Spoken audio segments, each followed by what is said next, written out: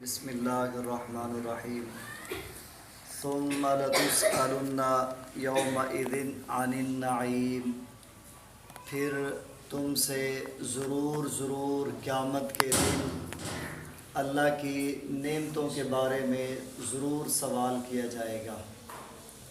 ہمارے اوپر اللہ تعالیٰ کی بہت زیادہ نعمتیں ہیں، بہت زیادہ احسانات ہیں، اور ان احسانات کے بارے میں اور انعامات کے بارے میں اللہ نے سوال کرنا ہے۔ ایک مرتبہ اللہ کے نبی صلی اللہ علیہ وسلم ایک صحابی کی دعوت پر ان کے باغ میں گئے۔ اس صحابی نے آپ صلی اللہ علیہ وسلم کو اور آپ کے صحابہ کو کھجوریں کھانے کے لیے پیش کی، اور پینے کا میٹھا پانی جو ہے وہ آپ کو پیش کیا گیا۔ آپ علیہ السلام سیر خیز آپ نے کھجوریں بھی کھائی اور وہ پانی بھی آپ نے نوش فرمایا، اور اس کے بعد نبی کریم صلی اللہ علیہ وسلم نے صحابہ سے کہا، اے صحابہ، یہ جو تم نعمتیں کھاتے ہو پیتے ہو، قیامت کا دن ہوگا، ان نعمتوں کے بارے میں تم سے سوال کیا جائے گا۔ اللہ تعالیٰ کی ہمارے اوپر بے بہا قسم کی نعمتیں ہیں، اور ہمیشہ اللہ تعالیٰ کا ہمیں شکریہ بھی ادا کرتے رہنا چاہیے۔ سیدہ عائشہ صدیقہ رضی اللہ تعالیٰ عنہ کہتی ہیں، نبی صلی اللہ علیہ وسلم نے فرمایا، جس انسان سے قیامت کے دن جانچ پڑتال ہوئی، پوچھ گچھ ہوئی، سوال و جواب ہوئے، وہ پھنس گیا، وہ بندہ ہلاک ہوا، وہ تباہ و برباد ہوا۔ ماں عائشہ صدیقہ رضی اللہ تعالیٰ عنہ کہتی ہیں، میں نے نبی صلی اللہ علیہ وسلم سے فرمایا، اللہ کے رسول، اللہ تو قرآن مجید میں کہتے ہیں فَسَوْفَ يُحَاسَبُ حِسَابًا يَسِيرًا، اللہ تو اپنے بندوں سے بڑا آسان ثواب جو ہے حساب لیں گے۔ فرمایا عائشہ، یہ آسان حساب کا پتہ کیا مطلب ہے؟ اللہ صرف تمہیں یہ بتائیں گے، یہ تم نے نیک کیا ہے اور یہ تم نے بد کیا ہے، یہ تمہاری نیکیوں کی جزا ہے اور یہ تمہارے گناہوں کو میں نے معاف کر دیا ہے۔ اس بندے سے آسانی کا حساب ہوگا، لیکن جس بندے سے اللہ نے یہ پوچھ لیا نا، میں نے تجھے زندگی دی، میں نے تجھے مہلت دی، میں نے تجھے وقت دیا، اور یہ دیگر انعامات احسانات، تو نے نماز کیوں نہ پڑھی، روزہ کیوں نہ رکھا، اور دیگر عبادات، یہ حقوق تو نے کیوں نہ ادا کیے، جس سے اللہ تعالیٰ نے جانچ پڑتال کی، وہ بندہ ہلاک ہوا اور تباہ و برباد ہو گیا۔ اور یہ سلسلہ حدیث سیاح کے اندر حدیث مبارکہ موجود ہے۔ حضرت عبداللہ ابن مسعود رضی اللہ تعالیٰ نے کہتے ہیں، قیامت کا دن ہوگا، ہر ابن آدم جس میں ہم سب موجود ہیں، قیامت کا آنے والے تمام انسان موجود ہیں، ہر انسان اللہ کے سامنے اس کو کھڑا کیا جائے گا، اور تب تک اس کو ایک پاؤں بھی ہلنے کی اجازت نہ ہوگی، نہ آگے جا سکتے ہیں، نہ پیچھے مڑ سکتا ہے، نہ دائیں بائیں، جب تک اپنے انہی قدموں پہ جس پہ وہ اللہ کے سامنے کھڑا کیا جائے گا، جب تک 5 چیزوں کا اللہ کو جواب نہیں دے پائے گا۔ سب سے پہلا سوال حدیث کے اندر آتا ہے، عن عمرہ، اس سے اللہ تعالیٰ اس کی زندگی کے بارے میں پوچھیں گے۔ وہ زندگی جس زندگی کے بارے میں اللہ تعالیٰ کہتے ہیں، الذی خلق الموت والحیات لیبلوکم ایکم احسن عملا، یہ وہ زندگی اور موت ہم نے اس لیے بنائی ہے تاکہ تمہارا پتہ کرے تم کتنے نیک بن کے آتے ہو اور کتنے بدیاں لے کے آتے ہو۔ یہ زندگی ایک بہت بڑی مہلت ہے، اور یہ بہت بڑی نعمت ہے جس کا دنیا کے اندر کوئی متبادل نہیں ہے۔ اور جب انسان کے اوپر یہ موت آتی ہے تو اس وقت یہ کہتا ہے، اللہ مجھے اب مہلت دی جائے۔ اللہ کہتے ہیں یہ زندگی کی وہ مہلت ہے، وَلَن يُؤَخِّرَ اللَّهُ نَفْسًا إِذَا جَاءَ أَجَلُهَا، جب اس کا اجل مقررہ وقت آ جاتا ہے تو اس میں کوئی تاخیر ہو سکتی نہیں۔ اللہ نے زندگی کے بارے میں سوال کرنا ہے، فیما افنا، یہ زندگی کہاں گزار کے آئے ہو، کیسے گزار کے آئے ہو، اس میں کیا کما کے آئے ہو۔ دوسرا سوال ہوگا، عن شبابہ، زندگی کا سب سے قیمتی دور جوانی کا دور ہوتا ہے، بچپنا نادانی کا ہوتا ہے، بڑھاپا کمزوریوں کا ہوتا ہے، اور سب سے مضبوط اور منظور نظر قیمتی وقت جو انسان پہ آتا ہے وہ جوانی کا ہوتا ہے جس میں اگر عبادت کرنے پہ آئے لمبے لمبے قیام کر سکتے ہیں، لمبے سجدے کر سکتے ہیں، تا دیر اللہ کا ذکر کر سکتے ہیں، زیادہ سے زیادہ تلاوت کلام پاک کر سکتے ہیں، یہ تا دیر اللہ کے ذکر جیسی عبادات کو بھی سمیٹ سکتا ہے۔ اکتانے میں اس کے اندر قوت ہوتی ہے، زیادہ اکتا نہیں سکتا، زیادہ دیر کام کر سکتا ہے۔ جوان آدمی، اللہ تعالیٰ نے جوانی کے بارے میں پوچھنا ہے، فیما ابلا، یہ جوانی کہاں پہ گزار کے آئے ہو؟ اور یاد رکھیں بخاری شریف کی حدیث ہے، ہم سب کو سمجھنے کی ضرورت ہے۔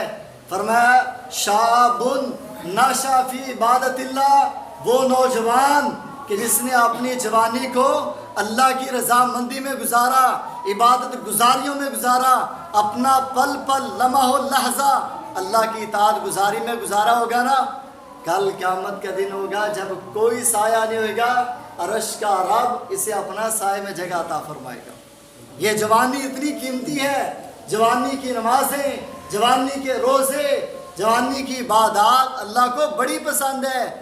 اگر جوانی ہے نا تو اس کا بہترین صدقہ یہ ہے کہ اللہ کی زیادہ سے زیادہ عبادت کی جائے۔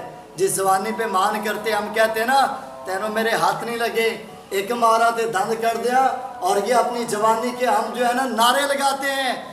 اس جوانی کا تقاضا ہے مصلی پہ گزار دے، اللہ کے ذکر و اذکار میں گزار دے، جہاں اپنے حلال رزق کمانا ہے اس جوانی کے ذریعے سے، اپنی قوتوں اور طاقتوں کے ذریعے سے، وہاں اللہ تعالیٰ کے سامنے اس جوانی کو بھی صرف کر دیں۔ تیسرا سوال، اللہ کے نبی صلی اللہ علیہ وسلم فرماتے ہیں اللہ کے سامنے اس آدمی سے پوچھا جائے گا آپ نے اپنی زندگی میں من این اکتسب، جو کھاتے تھے، جو آپ پیتے تھے، وہ جو رزق تھا آپ نے کہاں سے کمایا ہے، کیسے کمایا ہے؟ ساری زندگی سچ کے ساتھ کماتے رہو، حلال کماتے رہو یا حرام کماتے رہو، اس چیز کا اللہ تعالیٰ کو حساب دیے بغیر نہ جنت میں جا سکتے ہیں، نہ جہنم میں جا سکتے ہیں۔ پوچھا جائے گا یہ مال کہاں سے کمایا ہے؟ اور میں یہ پیغام دینا چاہتا ہوں، خوش نصیب ہیں وہ لوگ جو رزق حلال کماتے ہیں، اپنے بچوں کے لیے، اپنے والدین کے لیے، اپنی عفت و پاک دامنی کے لیے، اپنے گھر کے لیے۔ ایک حدیث کا مفہوم، جو بندہ رزق حلال کماتا ہے اپنے بیوی بچوں کے لیے، ماں باپ کے لیے، وہ ایسے ہے جیسے فی سبیل اللہ کے راستے میں جہاد کر رہا ہے۔ یہ اتنا عظیم عمل ہے، رزق حلال کمایا جائے۔ اور چوتھا سوال ہوگا من اینا فیما انفقا، اے انسان بڑا تو نے کمایا، اندرون ملک بیرون ملک جہاں تجھے مہلت ملی، بڑا مال کمایا ہے، لیکن یہ بتا وہ مال تو نے صرف کہاں پہ کیا ہے، کہاں پہ خرچ کرتے رہے ہو؟ بیوی بچوں پہ خرچ کیا ہے، ثواب ہی ثواب ہے، ماں باپ پہ خرچ کیا ہے، ثواب ہی ثواب ہے، اللہ کے راستے میں خرچ کیا ہے، ثواب ہی ثواب ہے۔ کیا حرام زدکیوں میں خرچ کیا ہے تو پھر یہ لمحہ فکری ہے آپ کے لیے عذاب ہوں گے، بلکہ اتنی بری صحبت ہے، فرمایا ان المبذرین کانوا اخوان الشیاطین۔ حرام جگہ پہ خرچ کرنا تو دور کی بات، جو بندہ فضول خرچ کرتا ہے اس کے خرچ کرنے کا یہ مقصد نہیں تھا، یہ ضرورت نہیں تھی۔ اللہ تعالیٰ قرآن مجید میں کہتے ہیں فضول خرچی کرنے والے شیاطین کے بھائی ہیں، جو شیاطین کے بھائی ہیں ان کا انجام بھی تو قیامت کے دن شیاطین کے ساتھ ہوگا۔ اس لیے جو کمایا جائے اس کو صرف کرنے کا جگہ جو ہے اس کو بھی ڈھونڈا جائے، درست جگہ پہ خرچ کیا جائے، مناسب خرچ کیا جائے، فضول خرچی سے بچا جائے۔ اور اللہ تعالیٰ نے سورۃ الفرقان میں نا عباد الرحمن کی صفات بیان کرتے ہوئے کہا ہے والذین اذا انفقوا لم یسرفوا ولم یقتروا وکان بین ذلک قواما۔ اللہ کے جو بندے ہیں، رحمان کے جو بندے ہیں، جب وہ خرچ کرتے ہیں نہ ضیاع کرتے ہیں اور نہ ہی بخیلی اور کنجوسی کرتے ہیں۔ جہاں ضرورت سے زیادہ خرچ نہیں نہ کرنا، وہاں بخیلی بھی نہیں کرنی چاہیے. کیوں؟ سَيُطَوَّقُونَ مَا بَخِلُوا بِهِ يَوْمَ الْقِيَامَةِ. جس کے پاس مال ہے نہ بیوی پہ خرچ کرتا ہے، نہ بچوں پہ خرچ کرتا ہے، نہ ماں باپ کے اوپر خرچ کرتا ہے، نہ اللہ کے رستے پہ خرچ کرتا ہے، نہ زکوٰۃ ہے، نہ صدقہ خیرات ہے، ایسے بندے کا یہ مال اس کے گلے کا توق بنا کر قیامت کے دن اس کے لیے اوپر عذاب مسلط کر دیا جائے گا. اس حدیث کے اعتبار سے آخری بات، جس کا سوال ہوگا قیامت کے دن اس کا جواب دیے قدم بھی آگے پیچھے نہیں ہل سکے گا. فرمایا ماذا عمل فیما علم. 30 سال ہو گئے ہیں، 50 سال ہو گئے ہیں، عرصہ ہو گیا خطبات جمعات سنتے ہوئے، درس و دروس سیکھتے اور سنتے، قرآن مجید کے تراجم پڑھتے ہوئے، اب تک تو نے کتنا عمل کیا ہے جو اب تک تو نے سیکھا ہے؟ زندگی گزار کے آئے ہو، جتنی زندگی گزاری میں جو تو نے حدیثیں سنی تھی، آیات بینات کو سنا تھا، اس کے مطابق عمل کتنا کر کے آئے ہو؟ ہمارے سب کے لیے یہ لمحہ فکری ہے، صرف احادیث کو سننے کے حد تک نہیں، آیات بینات کو سننے کے حد تک نہیں، ان کے تراجم یا مفاہیم کو صرف پڑھنے کے حد تک نہیں. جس آیت کو پڑھو، صحابہ کی سیرت کو پڑھ لیں، کئی سالوں میں انہوں نے صورتوں کو سیکھا ہے، اس کا مطلب یہ ہے جس کو پڑھتے تھے اس کے اوپر عمل کرتے تھے.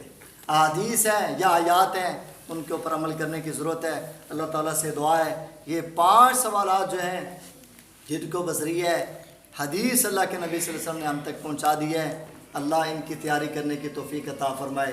مطلب اللہ ہمیں اپنی عمر کو صحیح گزارنے کی توفیق عطا فرمائے، اپنی جوانیوں کو صحیح گزارنے کی توفیق عطا فرمائے.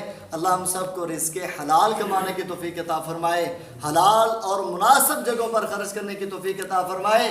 جو ہم سنیں اور جو ہم پڑھیں، اللہ اس کے مطابق صحیح عمل کرنے کی توفیق عطا فرمائے. جزاکم اللہ خیرا. السلام علیکم.